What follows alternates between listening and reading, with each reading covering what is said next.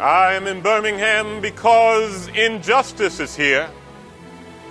We have learned through painful experience that freedom is not voluntarily given by the oppressor. It must be demanded by the oppressed. And frankly, I've never been engaged in a direct action campaign that was well-timed in the view of those who have not suffered unduly from the disease of segregation. For many years now, I've heard the word wait. It rings in the ears of every Negro with piercing familiarity. This wait has almost always meant never. We must come to see with one of our distinguished jurists that justice too long delayed is justice denied. Was not Jesus an extremist for love? Will we be extremists for hate or for love? Will we be extremists for the extension of justice or the preservation of injustice? Perhaps the South, the nation, and the world are in dire need of creative extremists. Hi, my name is Darius Wallace, and I'm a founding company member of Tennessee Shakespeare, and you just heard Dr. Martin Luther King Jr. famous letter from a Birmingham jail that he wrote back in 1963. He used creative extremity, took words, made them into swords, and cut into the mindset of why we should wait for our freedom, and transformed it into the mindset of why the time for freedom is now. Back in the spring, we all witnessed an event that would change our lives forever. This massive, traumatic event that not only changed my life, it changed the life of my wife and the life of my children, was the lynching of George Floyd. An American lynching viewed around the world. Back in the 60s, they had a saying, the revolution will not be televised. But in 2020, we have discovered it will go viral. My children, Jaden, Dara, and Violet asked me a question. It is a question that I will ask you. And that question is summed up in one word, and that word is why. Why has racism found such purpose in our lives? Why did it all begin? Why have we become colors? Why was Jacob Blake a month ago, walking to his car, back turned from police? It was thought that there was a knife in his vehicle. He was shot in the back 7 times, while in the same time span, a white teenager shot and killed protesters and was not only given a drink of water by police, but also a high five and taken respectfully into custody. Why? I really want you to think about this one. Is Lady Justice of the Western world blindfolded, holding in her hands the scales of justice unbalanced? I know, it's supposed to mean she's blind to being partial, but for black people, it has meant she's blind to what is true, blind to what is just, blind to what is right, and therefore, just us has been massively incarcerated by the unjust. In answering any question, we must search. In searching, we must be open. In being open, we must listen. I want to invite you to explore with me the question of why by searching, by being open, and by listening to the voices of four men. El Hajj Malik El Shabazz, you know him better as Malcolm X, Dr. Martin Luther King Jr., Frederick Douglass, and me, Darius Wallace. When I was a child, I struggled, like so many kids here in Memphis, with reading. My father, being a wise man, he would leave books on my desk, hoping that when I woke up, I would pick the book up and begin to read. And some of those books he left on my desk were books on Frederick Douglass, Malcolm X, Dr. Martin Luther King Jr. And ironically enough, I've been performing these men, their lives, around the country for 25 plus years. And I've learned they all had this in common: their curiosity, their search for the truth, their ability to transform their lives with the power of the written and spoken word. When I witnessed George Floyd being murdered, I went out to protest. It seemed like danger was around every corner. Yet there was this tremendous power in the air. I didn't just march with my feet, but I wrote with the sword of my mouth a poem that you'll hear later on in the salon. But I want to invite you and offer to you a poem more appropriate, and that poem is entitled Listen. Listen to the heartbeat of the earth throbbing in all of its strength. The sea is rushing its waves like an army in ranks. I hear voices coming from the blood of the ancestors who demand freedom. I see them from the depths below, and I heed them. Then the sound of the speech flows from the depths below to the heavens above, and a dove flies beside my eyes as I approach the rising sun. Piercing its light on the bellowing tides, east of the moon it decides to fly, disappearing its axe into the morning sky. It rides from my eyes as I start to cry. I was poor on my tour, that's how I got by.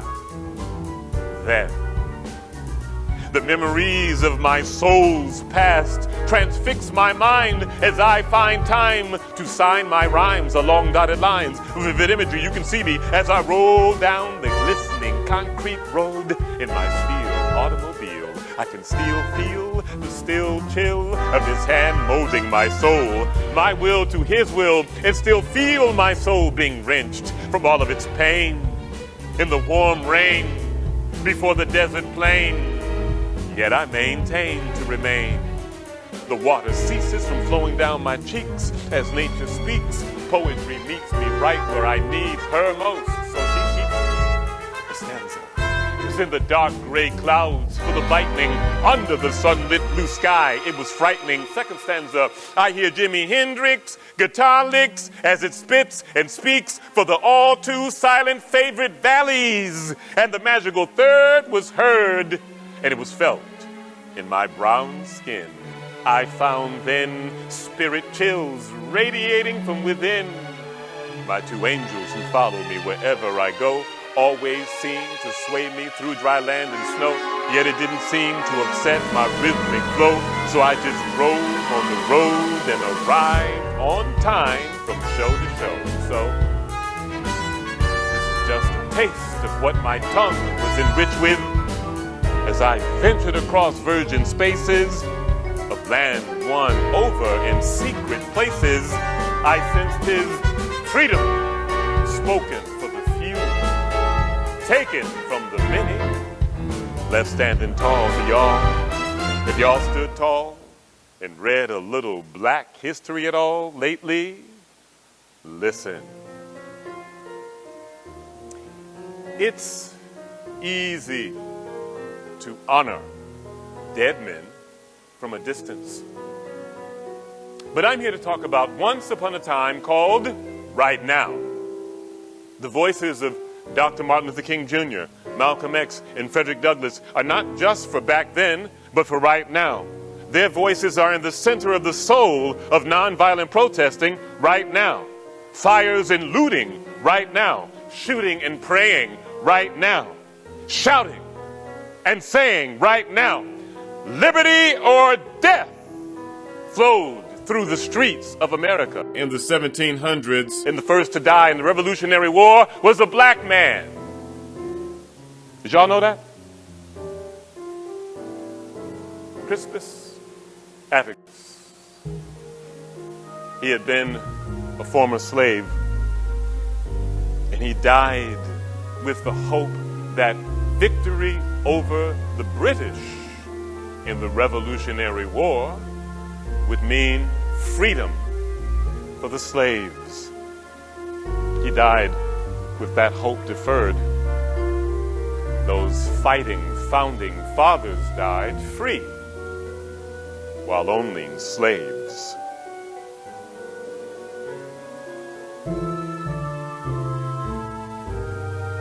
When you think about that they were free while owning slaves, it makes you wonder about what happens to dreams, to hopes.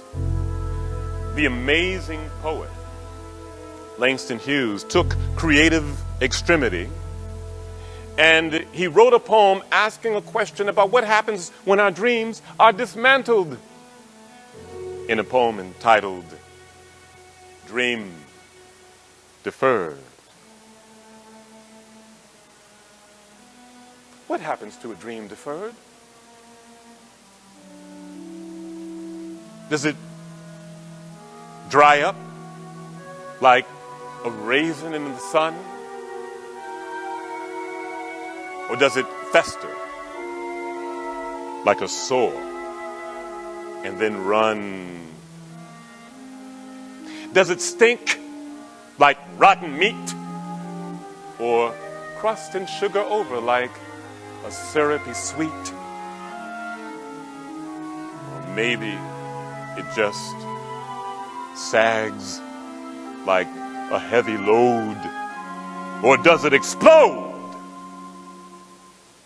In 2020, we're still looking for true freedom, true justice, and true equality.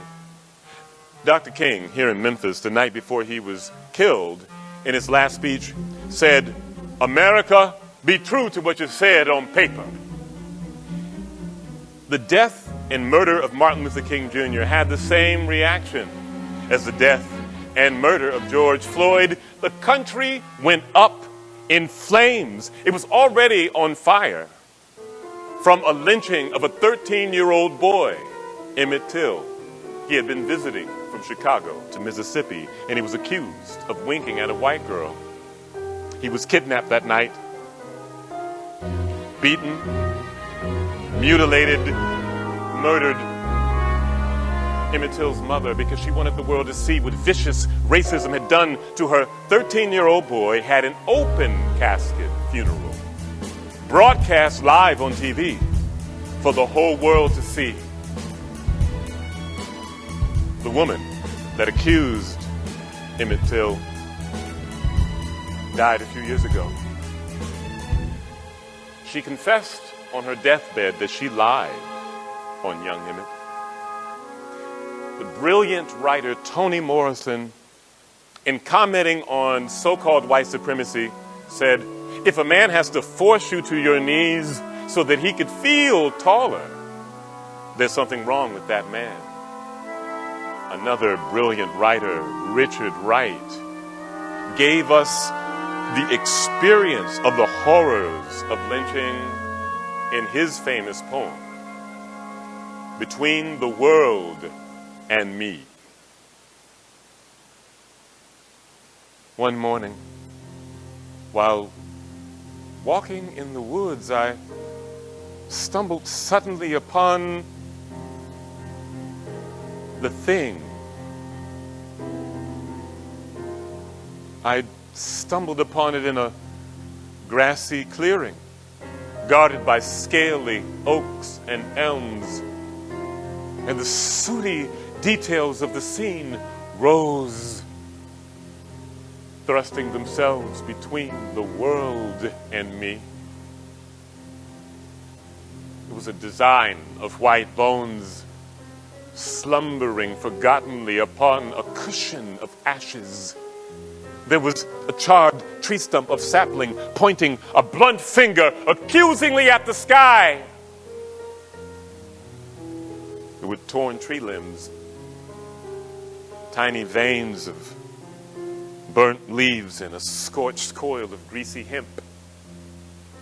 There was a vacant shoe, a ripped shirt, an empty tie, a lonely hat, and a pair of trousers stiff in black blood. And upon the trampled grass were buttons, dead matches, butt ends of cigars and cigarettes, peanut shells, a drained gin flask, and a whore's lipstick, scattered traces of tar, restless arrays of feathers, and the lingering smell of gasoline. And through the morning air, the sun poured forth yellow surprise into the eye sockets of a stony skull. And as I stood there, my mind was frozen with cold pity for the life that was gone. Suddenly, the ground gripped my feet. My heart was circled by an icy wall of fear. The sun died in the sky as the night wind muttered the grass and fumbled the leaves in the trees. The woods poured forth the hungry yelping of hounds, and the darkness screamed with thirsty voices, and the witnesses rose and lived. Suddenly the bones shaked, rattled, entering into my bones. The gray ash formed flesh, firm and black, entering into my flesh. The gin flask passed from mouth to mouth. Cigars and cigarettes glowed. The whore smeared lipstick red upon her lips, and 1,000 faces swarmed about me, clamoring that my life be burned. Suddenly they had me, stripped me, beat my teeth into my throat till I swallowed my own blood. My black body rolled into their hands as they bound me to the sapling, and the down and quill of the white feathers sank into my raw flesh as I moaned in my agony, and then my blood was cooled, mercifully cooled by a baptism of gasoline, and in a blaze of red I leapt to the sky like water boiling my limbs. I leapt childlike to the hot sides of death.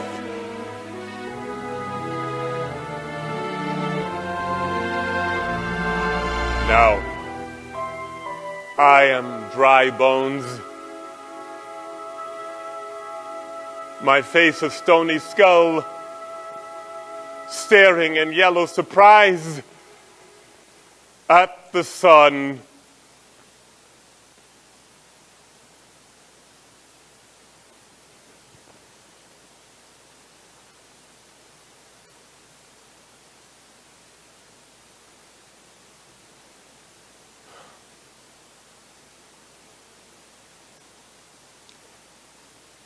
After performing this poem several times, I became curious of what would happen if he did not die.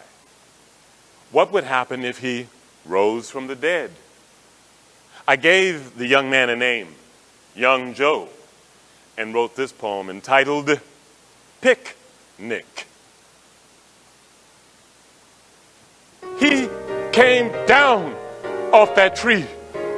Young Joe came down off that tree, took the rope off his neck, wrapped it around his waist, and walked. Young Joe walked back into that white town, all faces pale as the moon.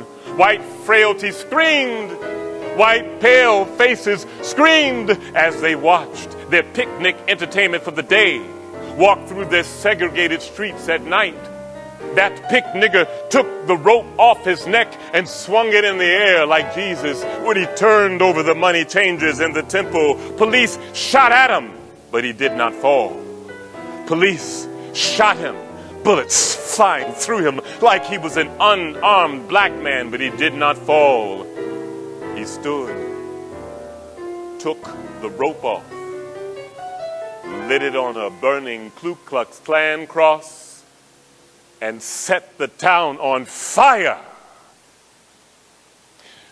When you look at the word swords, and you take the S off and make it the last letter instead of the first, you get words. I believe that there's a connection between words and swords. There's a certain power, a certain weaponry, a certain artillery or arsenal in the use of words. It was the use of words that sparked the Revolutionary War. It was the use of words that King used that told America to dream itself into a better America. Jimmy Lee Jackson, in 1965, a deacon of a Baptist church, an activist in Marion, Alabama, a city near Selma, while unarmed and non-violently protesting, was beat down by state troopers and shot by Officer James Fowler. He died 8 days later. The children of Marion began to ask why and began to protest. The protesting caught fire and spread into Selma, and when he was called down to Selma to help with the protest, Dr. Martin Luther King Jr. would say, "Deep down in our nonviolent creed is the conviction that there is something so dear, something so precious, something so eternally true that they're worth dying for. And if a man happens to be 36 years old, as I happen to be, and some great truth stands before the door of his life, some great opportunity to stand up for justice, he's afraid of his home getting bombed, or he's afraid of losing his job, or he's afraid of getting shot or beat down by state troopers. He may go on to live until he's 80, but he'll be just as dead at 36 as he would be at 80. And the sensation of breathing in his life is merely the belated announcement of an earlier death of the spirit. He died. Man dies when he refuses to stand up for that which is right. A man dies when he refuses to stand up for justice. A man dies when he refuses to stand up for that which is true. So we're going to stand up tonight amid horses. We're going to stand up tonight in Alabama amid the billy clubs. We're going to stand up tonight amid the police dogs, if they have them. We're going to stand up tonight against anything they can muster up, letting the world know that we are determined to be free. Daddy King, Martin Luther King's father, Martin Luther King Sr., took little Martin Luther King Jr. to the shoe store to buy shoes. And on his way to the shoe store, he was stopped by police, and the officers called him boy. Daddy King wouldn't take it. He said, "Officers, the only boy I see in this car is my son."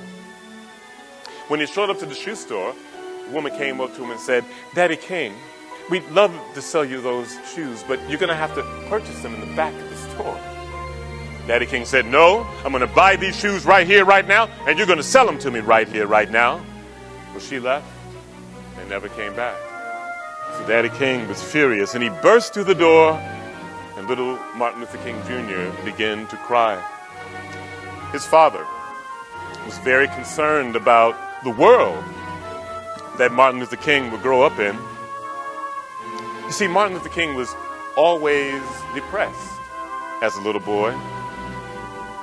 He did not like the color of his dark skin. He did not like the broadness of his nose. He did not like the thickness of his lips. He did not like the texture of his hair. And he thought that being black meant being bad. And it's interesting. In the English dictionary, when you look up the word black, it means having no moral light, dirty, evil, and other negative connotations. When you look up the word white, it means pure, free from guilt, innocent, and other positive connotations. Well, like my father, Martin Luther King's father, Daddy King, was concerned about Martin's character, and he would leave a book on little Martin Luther King Jr.'s desk, hoping that when he woke up, he would begin to read. And sure enough, Martin Luther King woke up and picked up the book of the life of Frederick Douglass, autobiography of an American slave, and he began to read. Go down,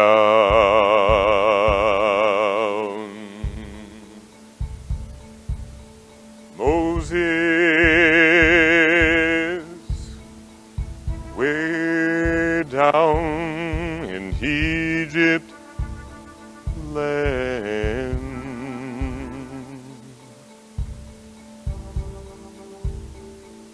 Tell old Pharaoh, let my people. I look into the stars and I think to myself, what wonder those stars. I imagine the stars then look back to me, only to say, what wonder this star. Indeed, stars we are all, and all like stars we fall. There is a divinity that shapes our ends, rough hew them how we will. Go down, Moses, way down in Egypt land, tell old Pharaoh, let my people go. I've come back to my old slave plantation for 4 reasons. 1, to address you, for I hear some of you all are planning on migrating north, thinking there you will experience greater freedom. But I'll assure you, there's no more freedom there than here. Only a different kind of slavery. 2, rediscover my purpose after fighting slavery. Even though that document called the Emancipation Proclamation was signed, we must be watchful for what new skin the snake will shed, what new type of machine it will become, what new beast will devour our countrymen. We are still not free. And 3, to discover who my father is. Most of my young life, I've had one man or another over me. In each instance, I've wondered if he were my progenitor, the cause of my existence. And 4, to address the former slave master with choice words before I perform the deed. I was born in Talbot County, Maryland. My mother was Harriet Bailey. My father was, I don't know who my father was. I didn't see my mother more than 4 or 5 times, and that was at night. She worked on another plantation, and she would walk 20 miles to hold me at night, and then was gone before daybreak.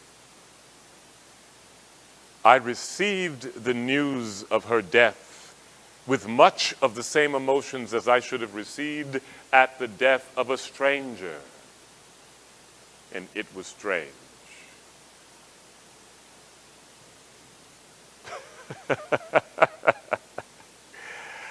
I was raised by my grandmother, Miss Betsy Bailey, an old settler of sorts.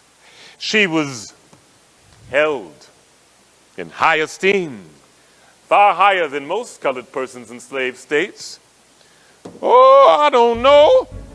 It's because I was too old for field service, or because I so faithfully performed my duties early in life. I don't know. All I know is I enjoyed the high privilege of living in a cabin separate from the slave quarter, with no other burden than taking care of all the children around the plantation. You know, the plantation was so poor that even the slave master's children had to come to get old grandma's gifts. Yes, I was famous for making nets, for catching fish. And not only was I famous for making the nets, I was also famous for catching the fish. We eat good too. We eat baked fish, fried fish, good eating to die fish, black fish, white fish, ain't nothing but catfish. We eat fish, you hear me? And sweet potatoes. Yes, I'd be out there sometimes half day. While it was said some of the slave masters be out there all day. Even they had to come to get them some fish to feed their families. Yes, I took care of all little children around the plantation, including little Freddie. Freddie! The boy's mother, my daughter, come running up to me one day talking about she's pregnant. I say, you are? I say, well, how you go about doing that, baby? She said she didn't know. I say, you don't know? Well, what you think, the wind just blew up your dress and whoop, you pregnant? Your name ain't Mary, and you sure ain't no virgin, so we knows how you got pregnant. Come to find out, she was raped by the slave master. The child died of a fever. So I took care of little Freddie. Freddie! Freddie! Freddie, if you don't get your high yellow behind up here, it'll be a cold day in Lucifer's backyard if I don't beat all the black that's left on you. You've been playing in the chicken coop, haven't you?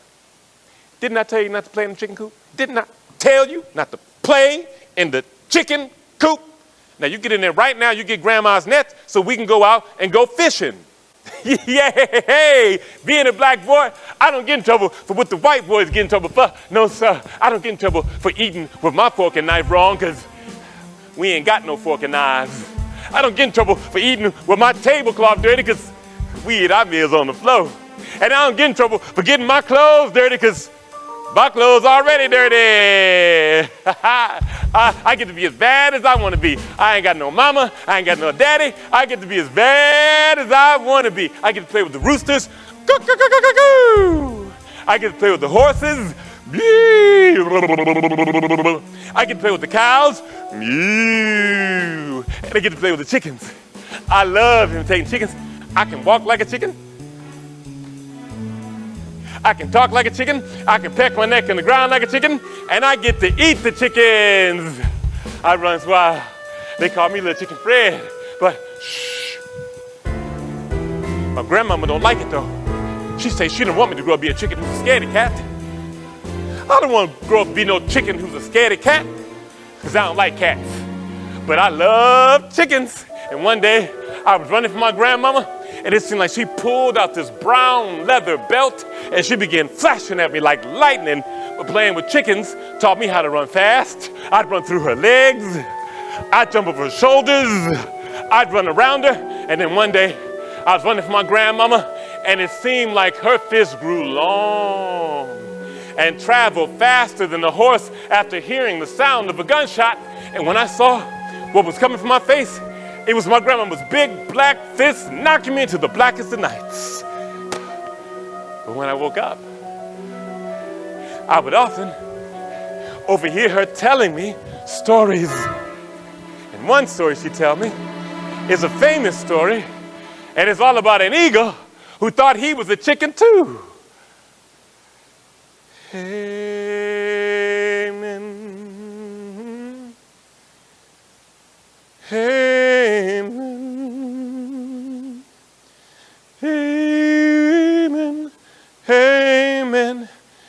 Amen. One day, an eagle's egg was placed into the nest of chickens. And one day, the eagle hatched, and he looked around, and he saw he was surrounded by all these little chickens. So the eagle, he began to act like a chicken. The eagle began to walk like a chicken. The eagle began to talk like a chicken. The eagle pecked his neck in the ground like a chicken and flew only a few feet off the ground like a chicken. But one day, the eagle grew up, and he looked into the sky, and he saw a speck. And the speck became a bowl, and the bowl became a bird, and the bird became a huge beast, flying in the sky, soaring in the winds. And the eagle, who thought he was a chicken, said to his neighbor who was a chicken, he said, "Wow, what kind of bird is that? I want to be just like him." And his friend said, "Oh, why, that's an eagle, the king of the birds. But don't you give it a second thought. You'll never be like him." So the eagle never ever gave it a second thought.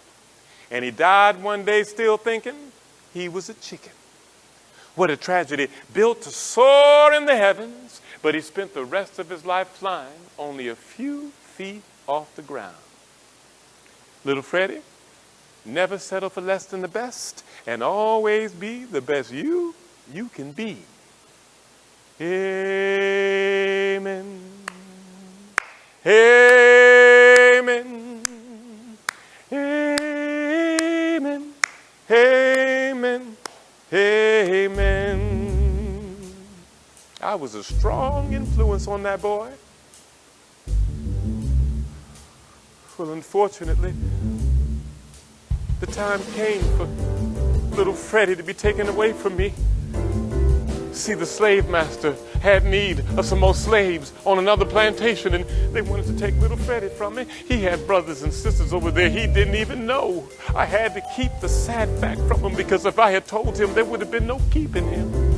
So I got him up early one Sunday morning, and I put him on my back and told him we'd go for a walk in the woods. And after walking about 20 miles, the child would hold on to my hand so tight. Child was afraid of everything. He'd often think logs to be wild beasts and trees to be monsters. But I would hold on to his hand tight, and I would sing to him to calm him down. I want Jesus to walk with me.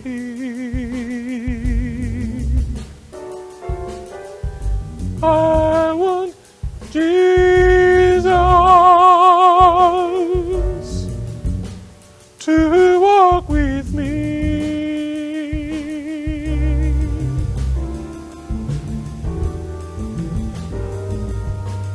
I want this lonesome journey. I want Jesus to walk with me.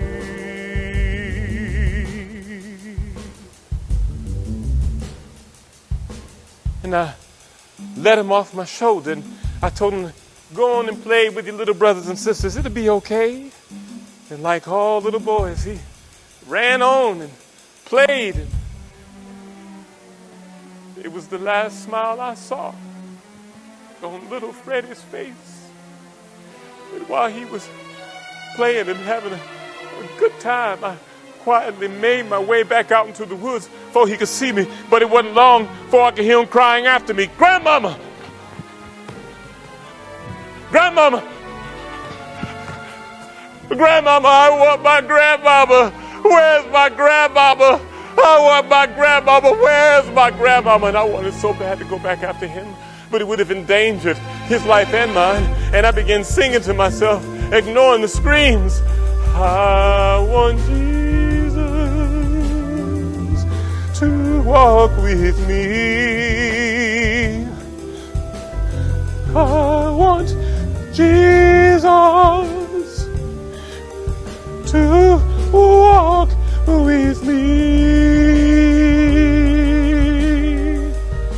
I'm on this lonesome journey. I want Jesus to walk with me.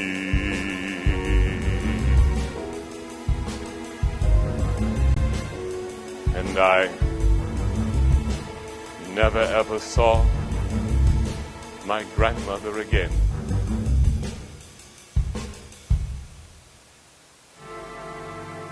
As a child, I did not understand the deep meaning of those songs. I myself was within the circle, so that I neither saw nor heard what those without might see and hear. They told a tale of woe that was then altogether beyond my feeble comprehension. They were tones, loud and long and deep. They breathed the prayer and complaint of souls boiling over with the bitterest anguish. Every tone was a testimony against slavery and a prayer to God for deliverance from chains. To those songs, I give credit to my understanding of the dehumanizing character of slavery. I cannot get rid of those songs. They follow me even to this day to deepen my hatred of slavery and quicken my sympathy for my brethren in bonds. If anyone wishes to understand the dehumanizing character of slavery, let him go down to Colonel Lloyd's plantation at high noon and place himself in the deep pine woods, and there in silence let him analyze the sounds that shall fill the chambers of his soul. If he is not thus impressed, it will only be because there is no flesh in his obdurate heart. In the American slave system, there's no marriage to establish family. There's no education to establish skill and learning and the light of the gospel, shut out from the dark mind of the bondman and him forbidden by law to learn to read. If a mother shall teach her daughter to read, the state of Virginia proclaims she shall be hanged by the neck. In the state of Texas, if a father shall teach his son the knowledge of letters, he shall be killed by the discretion of the court. 3 million people shut out from the light of knowledge. 3 million people shut in to the darkness of ignorance. 3 million people that are bound by the chains of evil that can only result from such a state of things. What does it say of a nation boasting of its humanity, boasting of its liberty, boasting of its Christianity, while holding in bondage a 7th part of the inhabitants of your country? The existence of the American slave system in this country brands your republicanism a sham, your humanity a base pretense, your Christianity a lie. It destroys your moral power abroad. It corrupts your politicians at home. It saps the very foundation of religion.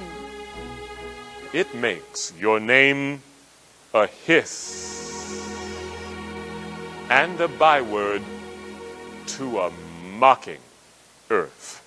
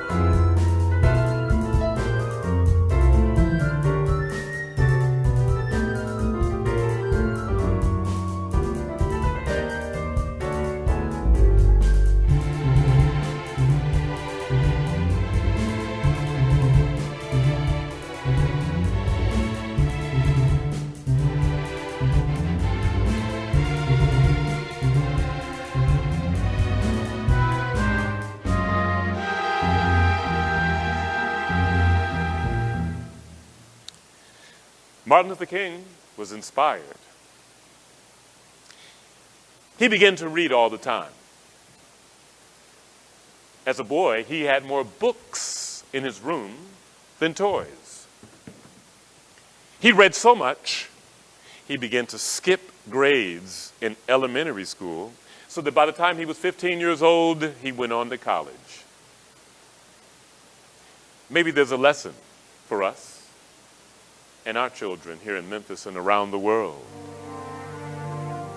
While Martin Luther King was being inspired by Frederick Douglass, another little boy, Malcolm Little, was being inspired by his father, Earl Little, who was being inspired by the Honorable Marcus Mosiah Garvey, the leader of the Black nationalist movement.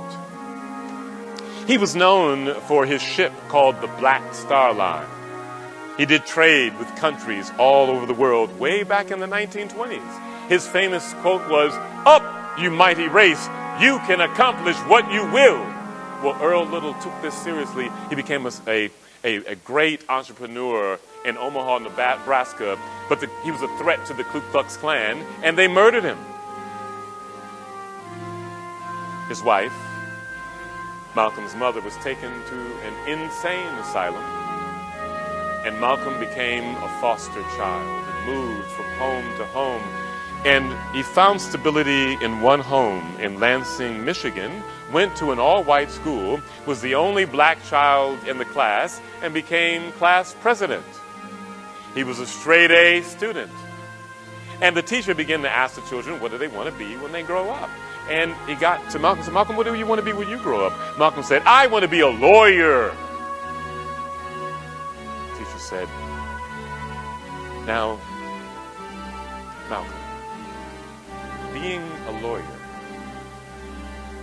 is unrealistic for a nigger. You need to think more about being a janitor or a butler, maybe a carpenter.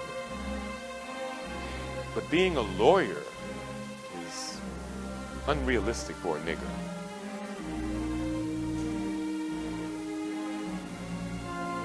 It was the chicken telling the eagle not to aspire to be an eagle.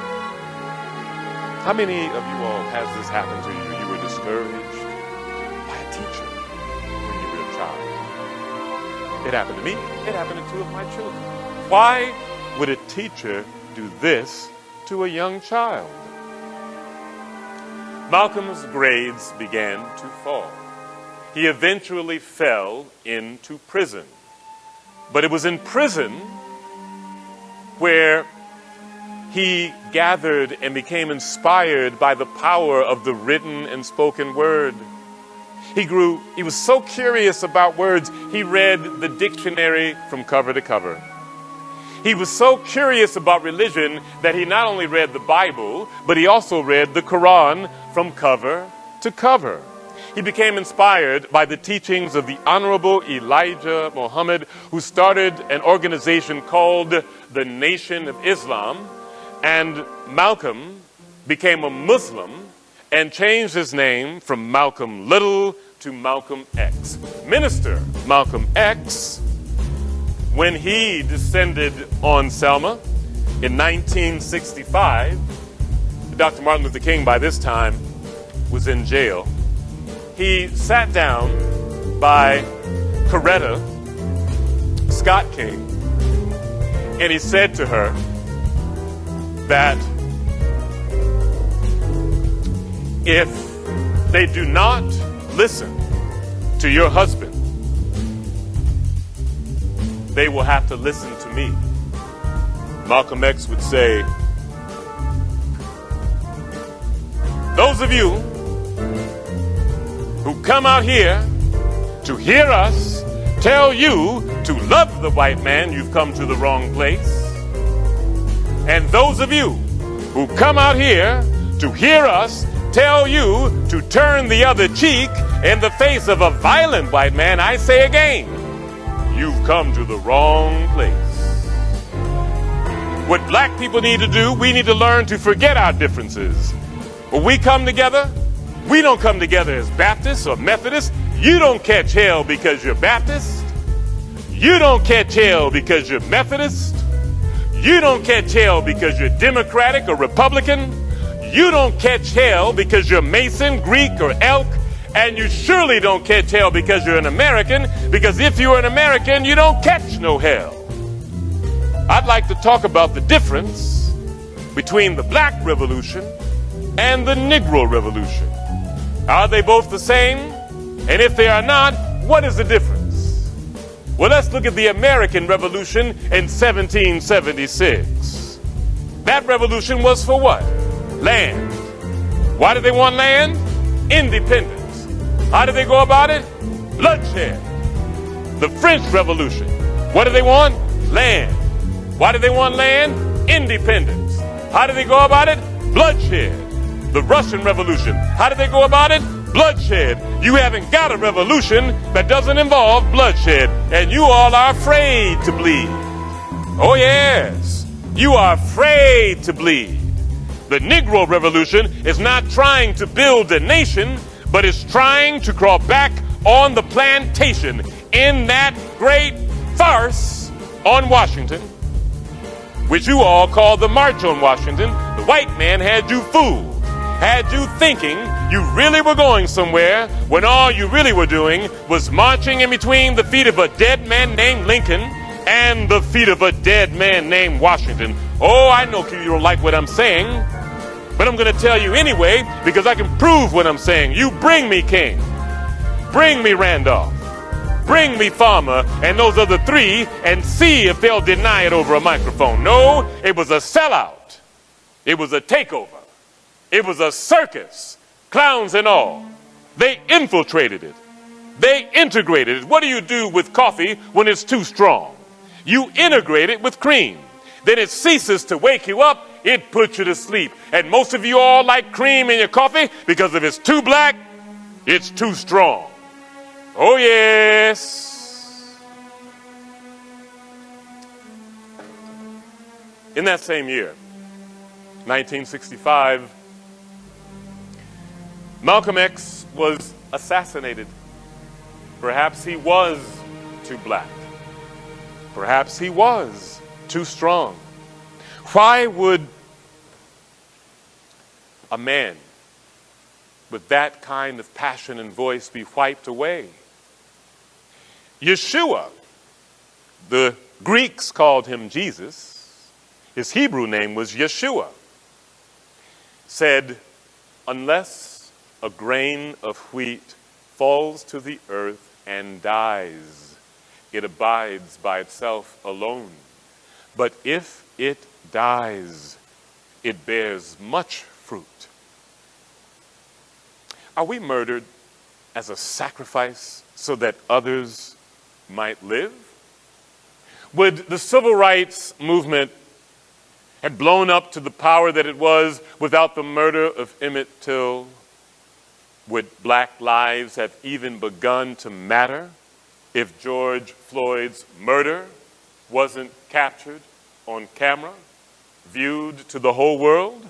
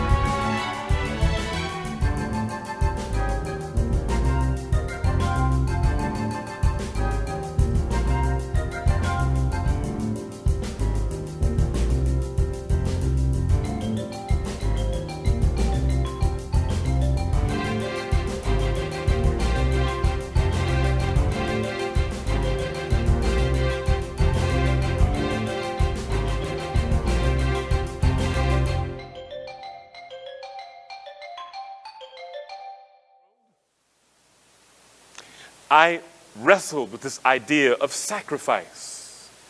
And that poem that I told you I wrote when I witnessed George Floyd's murder earlier in the salon is what I wrote, and I'll offer it to you now.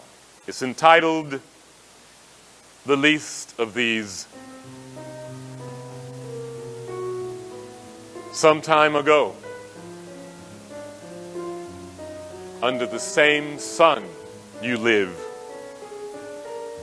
I was arrested by Roman soldiers, police officers, for speaking the truth to my people. I was taken into custody, spit upon, beaten. I had the flesh cut out of my back by a police whip called the Cat of Nine Tails. I had committed no real crime, and yet they found pieces of wood, formed it into a crown, and forced it into my skull. And if that was not enough, they lynched me, Roman style, by hanging me on the accursed tree. Like Malcolm and Martin, I knew this would happen to me. The sword of my mouth made their frailty shake with violent fear. I told 12 of my homeboys and asked them if they will do this to me, what will they do to you? They will enslave you for 400 years. They will keep you enslaved by enforcing Jim Crow and Black Code laws. They will murder, miseducate, and incarcerate your children. They will poison your water. They will sell you cancerous food.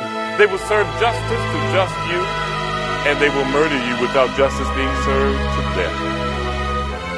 I was only 33 still I am. Under the same sun I was lynched under. Under the same sun you are lynched under. Under the same sun that Roman soldier forced his knee into a young black man's neck so that he could no longer breathe. And when you've done this to the least of these, you have done it unto me. His brown body, loved on by the sun, will rise again, as you can, by the power of the sun.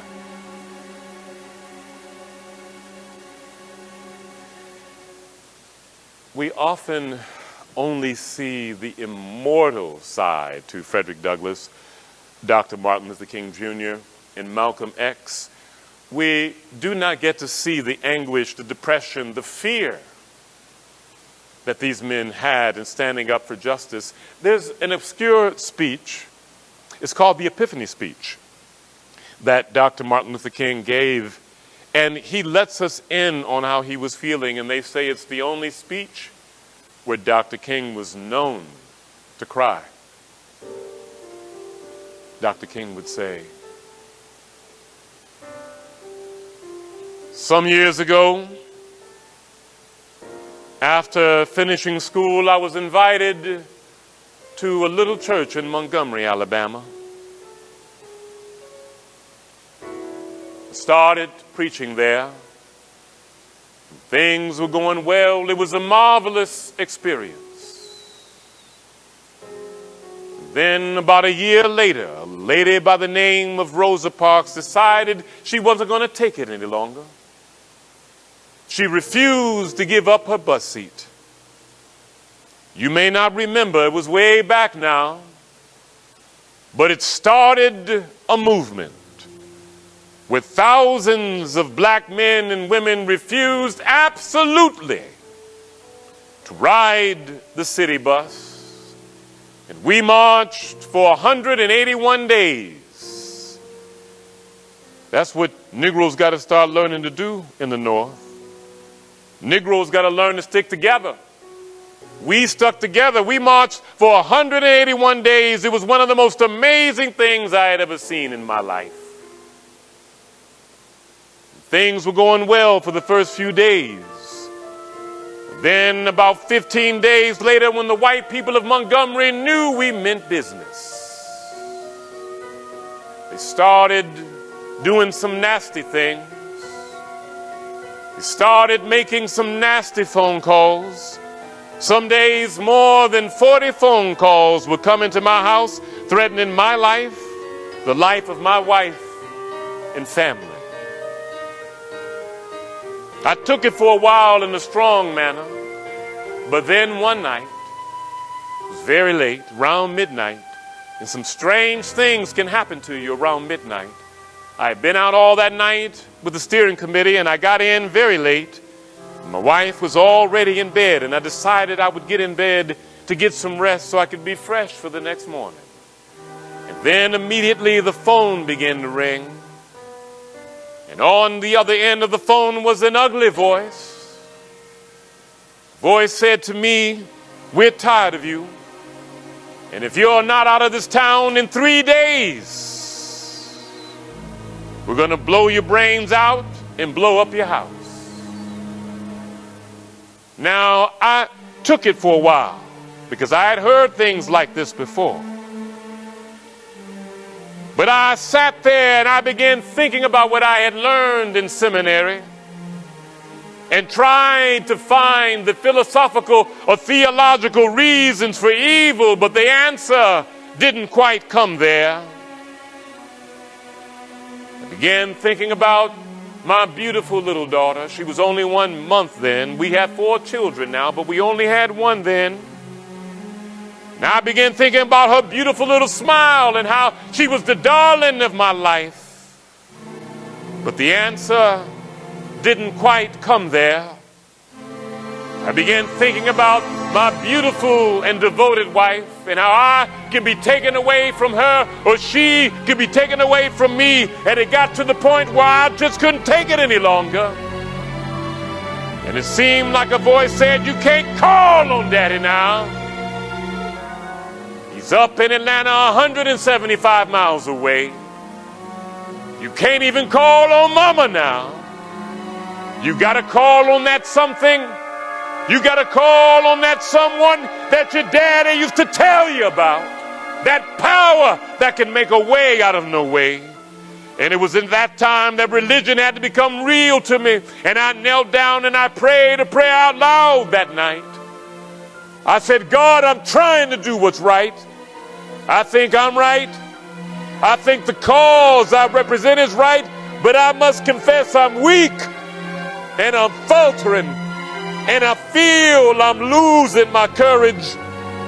Then it seemed like a voice said unto me, Martin Luther, stand up for justice. Stand up for righteousness. Stand up for truth. And lo, I'll be with you always, even until the end of the world.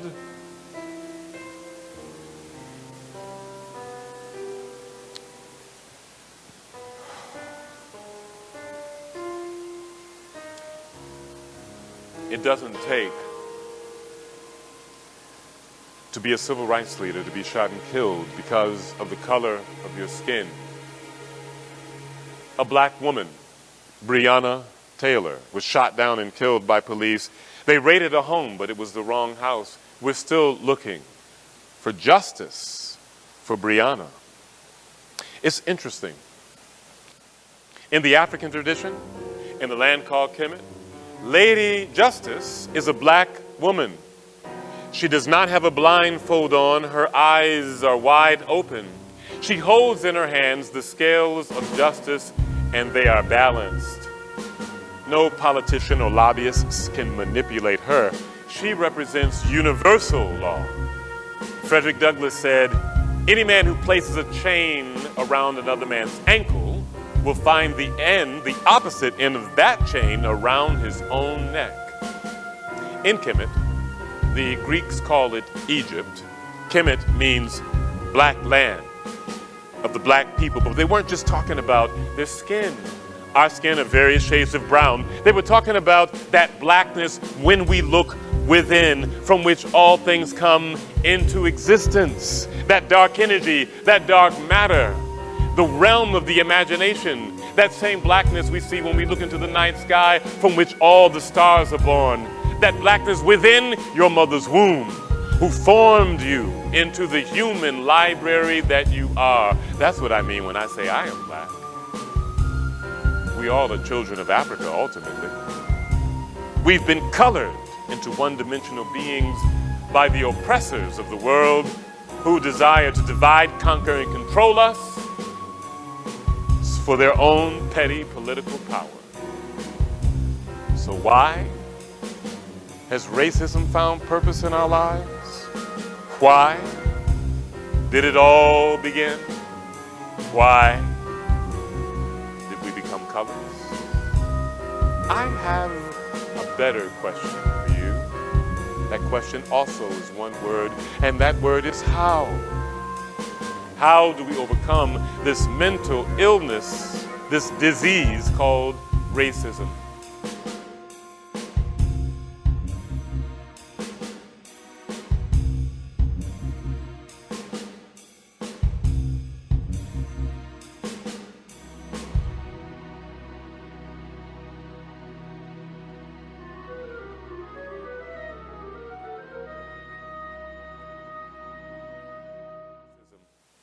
You know, the chicken in the eagle story, you all remember that? There's another version to that story, and I love this version. And that version goes, so the eagle looked into the sky and he saw a speck, and the speck became a ball, and the ball became a bird, and the bird became a huge beast flying in the sky, soaring in the winds. And when the eagle saw the chicken playing with the eagle who thought he was a chicken, he said, hey there, young fella. What you doing down there with all them chickens? Come on up here with me and fly high in the sky and soar in the winds. But the eagle, who thought he was a chicken, said, excuse me, sir, you're greatly mistaken. I am a chicken. But the big old brown bird laughed, The devil is a lie. You are an eagle. Why, look at your big old brown feathers. Help protect you when you're flying close to the sun. And look at your big old brown wings. Help you power yourself up here. And whoo-hoo! Look at your big old feet, boy. Help you catch your prey. And your fierce eyes help you have great vision. But the chicken said, don't listen to the big old brown bird in the sky. He's lying to you. Besides, nobody's allowed to fly any higher than any of us can fly. You are a chicken. You're just a deformed chicken. That's the reason why you look the way you do. In this moment, the eagle, who thought he was a chicken, had to make a choice. He could choose to believe he was an eagle, or he could choose to believe he was a chicken. There was a sense of freedom in the choice. So he chose to believe he was an eagle. And he began to flap his wings and flew higher and higher and grew stronger and stronger and flew high into his destiny.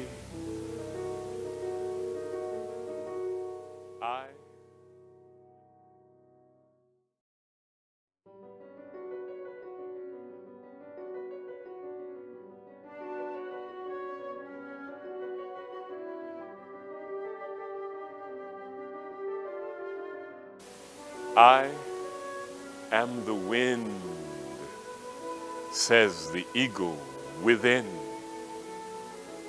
I am the wind that wrestles the air grown thin. I am the strength you found my weakness in. But in my weakness then I find my blessings begin.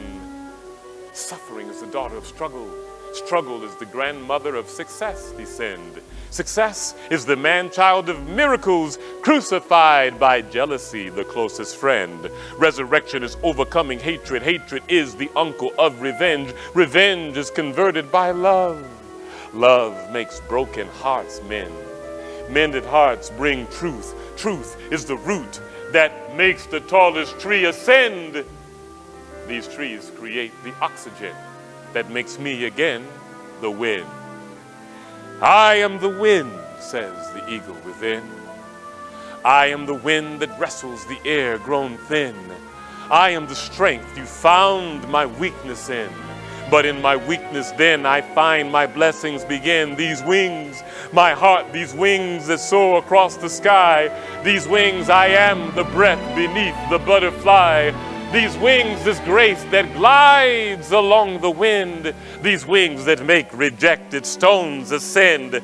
These wings, fresh faith, I was the doubting door. I am no more, but am that stone that with the Christ pristine angels adore. These wings, you hear the sound that sings and rings the bells beneath bathing streams, baptized in crystal fire, never again to live beneath the higher life, letting loose like lightning, looking lethal, luring little leaves, lubricating love letters launched from the Lord. Triple darkness overcome, but not the sun. He be the righteous one. His rock cannot be moved. He is the King of glory. His name, my friend.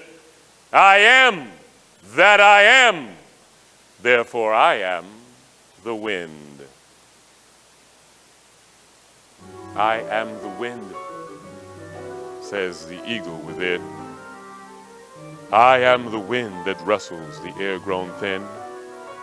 I am the strength you found my weakness in, but in my weakness then I find my blessings begin. So, I decided to answer my children's question of why with a statement. You can soar above the impossible.